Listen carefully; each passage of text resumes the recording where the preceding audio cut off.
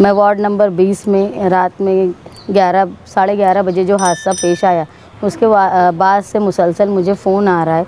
शहर में तरह तरह की बातें हो रही हैं कि किसी फायर हुआ वगैरह। तो इस तरीके से मुझे मीडिया के सामने आना पड़ा कि लोगों में इत्मीनान रहे, वर्करों में इत्मीनान रहे। यही वजह थी कि वाक़या के फ़ौरन बाद घर में आने के बाद मेरी बच्चियाँ डरी हुई थी, तो उनको उनके पास आना मेरा ज़रूरी था। उसके फ़ौरन बाद मैं ऑफ़िस में जाकर बैठी ताकि वर्करों में किसी तरह की अफवाह ना उड़े, बेचैनी ना हो। मैं वहाँ पर ऑफ़िस में वक्त दी और उसके बाद भी रात बहुत हो चुकी थी, शहरियान सो चुके थे। लोगों को जैसे जैसे पता चला मुसलसल फ़ोन आ रहा है, इसलिए मेरा मीडिया के सामने आने की वजह ये है कि लोगों में इत्मीनान रहे, किसी तरह की अफवाह ना फैले। मुसलसल जो औरतों में बेचैनी है और तरह तरह की बातें हो रही है। ख़ास तौर पे मैं औरतों के ताल्लुक़ से ये बोलूँगी कि चंद औरतें जो हैं वो दीनी काम से ताल्लुक़ रखने वाली, उनको इस्तेमाल किया जा रहा है इलेक्शन में। मैं यकीन से ये बोल सकती हूँ कि कोई खुशी से नहीं हो रहा होगा, चाहे वो अक़ीदत में या दबाव में वो काम कर रही होंगी। और मुझे ये उम्मीद है कि वो ये बात को समझेंगी कि इलेक्शन में उनका इस्तेमाल हो रहा है। और मैं उनके अगर कोई वाक़या होता है तो याद रखें कि जिस मौजूदा एमएलए कभी किसी की मदद के लिए खड़े नहीं होते। और जिस जगह मुझ पर हमला हुआ, मैं मेरे अंदाज़े से ये बोल सकती हूँ कि मालेगांव शहर में जो लोग गुंडागर्दी कर रहे हैं और इलेक्शन जीतने के लिए गुंडागर्दी कर रहे हैं, उनका ये काम है और इसको रोकने में मुफ्ती साहब नाकाम हैं।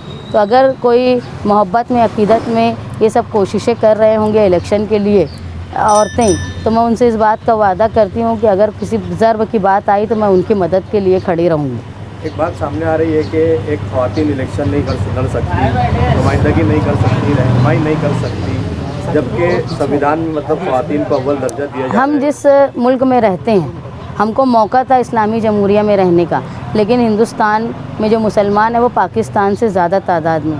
इस्लामी जमहूरिया छोड़ के लोगों ने जमहूरी मुल्क को, कॉन्स्टिट्यूशन को कबूल किया। मुसलमानों ने, हम बाय चॉइस इंडियन है और हमारा जमहूरी हक़ है कि औरत ने इलेक्शन लड़ना चाहिए जिस तरह मर्दों का हक़ है। मैं इस बात की मुझे खुशी है कि इंडिया अलायंस की पार्टियों में मैं वाहिद मुस्लिम खातून हूँ पूरे महाराष्ट्र में जो इलेक्शन लड़ रही हूँ और मैं फ़ाइट में हूँ।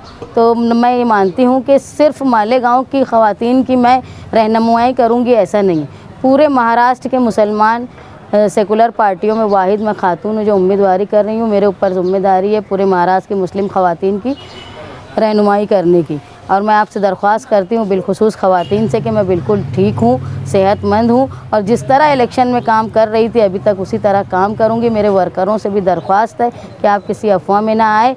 इलेक्शन हमारे लिए बिल्कुल मुआफ़िक है। तरह तरह मुझे जगह जगह से मुझे फ़ोन आ रहे हैं, लोग इत्मीनान रखें और इलेक्शन अपने हाथ में है। और आप लोग देख रहे होंगे कुछ लोग, मुफ्ती साहब सिर्फ पक्के इलाकों में इलेक्शन लड़ रहे हैं, कच्चे इलाकों में नहीं लड़ रहे हैं। तो मेरा ये इल्ज़ाम है कहीं उन्होंने शेख आसिफ से डील तो नहीं कर ली कि कच्चे इलाकों में वो इलेक्शन नहीं लड़ रहे हैं। तो शहर इस बात पर भी गौर करें।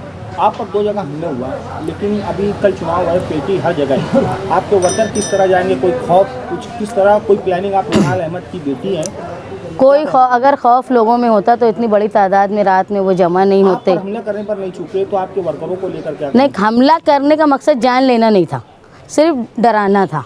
और वो डराना इसलिए था कि उनको बेचैनी है कि वार्ड नंबर 20 में जहाँ मुफ्ती साहब ने हिम्मत नहीं की जाके प्रचार करने की, वहाँ मैं औरत होकर इतनी हिम्मत कैसे कर रही हूँ, इसलिए वो रोकना चाहते थे। उनको ये लगता था कि मेरे जाने से वहाँ औरतों में और वहाँ के इलाकों में जो नाराज़गी है, मौजूदा जो मेयर थी उनके ख़िलाफ़, उनका वार्ड था, इसलिए वो उनको ये लग रहा था कि लोगों की मैं नाराज़गी को उभारूंगी और उनके ख़िलाफ़ वोट जाएगी, इसलिए वो मुझे रोकना चाहते थे, लेकिन उसमें वो नाकाम रहे।